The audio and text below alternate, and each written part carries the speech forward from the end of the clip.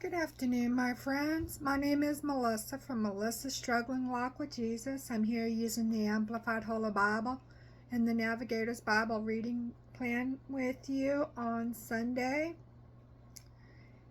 I'm working out of the New Testament in the book of 1 Peter, and I'll be sharing chapter 4. The title is Keep Fervent in Your Love, and it says, Therefore, since Christ suffered in the flesh and died for us, arm yourselves like warriors with the same purpose, being willing to suffer for doing what is right and pleasing God. Because whoever has suffered in the flesh, being like-minded with Christ, is done with intentional sin, having stopped pleasing the world. 2. So that he can no longer spend the rest of his natural life living for human appetites and desires, but lives for the will and purpose of God. 3. For the time already past is more than enough for doing what the unsaved, the Gentiles, like to do, living unrestrained as you have done, in a course of shameless sensuality, lusts, drunkenness, carousing, drinking parties, and wanton idolatries. 4. In connection with all this, they, the unbelievers, are resentful and surprised that you do not think like them, value their values, and run hand in hand with them in the same excesses of dissipation and immoral freedom.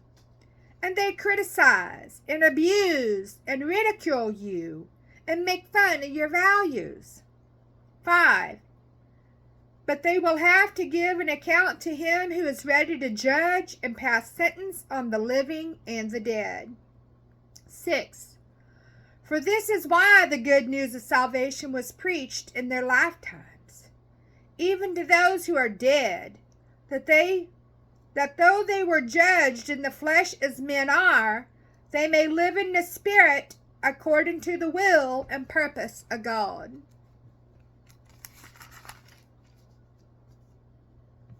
7. The end and culmination of all things is near.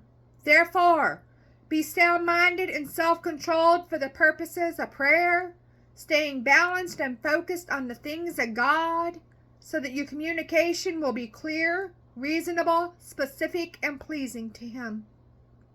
8. Above all, have fervent and unfailing love for one another, because love covers a multitude of sins. It overlooks unkindness and unselfishly seeks the best for others. Check out Proverbs chapter 10, verse 12. Verse 9. Be hospitable to one another without complaint. 10. Just as each one of you has received a special gift, a spiritual talent, an ability graciously given by God, employ it in serving one another as is appropriate for good stewards of God's multifaceted grace, faithfully using the diverse, varied gifts and abilities granted to Christians by God's unmerited favor. 11. Whoever speaks to the congregation is to do so as one who speaks the oracles, utterances, the very words of God. Whoever serves the congregation is to do so as one who serves by the strength which God abundantly supplies, so that in all things God may be glorified, honored, and magnified through Jesus Christ, to whom belongs the glory and dominion forever and ever. Amen. So the title turns in to share the sufferings of Christ in verse 12. Beloved, do not be surprised at the fiery ordeal which has taken place to test you, that is, to test the quality of your faith, as though something strange or unusual were happening to you.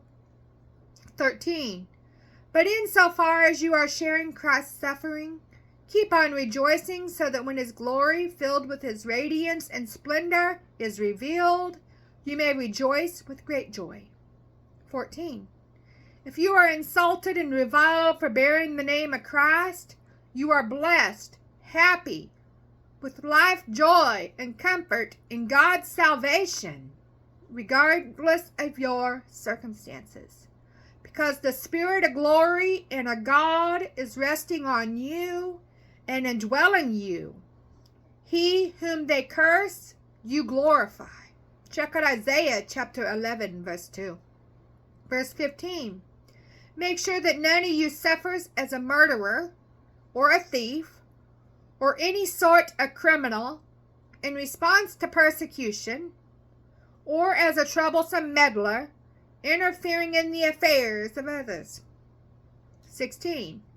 But if anyone suffers ill treatment as a Christian because of his belief, he is not to be ashamed, but is to glorify God because he is considered worthy to suffer in this name. 17. For it is the time destined for judgment to begin with the household of God. And if it begins with us, what will the outcome be for those who do not respect or believe or obey the gospel of God? 18. And if it is difficult for the righteous to be saved, what will become of the godless and the sinner? Check out Proverbs chapter 11, verse 31. Verse 19. Therefore, those who are ill-treated and suffer in accordance with the will of God must continue to do right and commit their souls for safekeeping to the faithful Creator.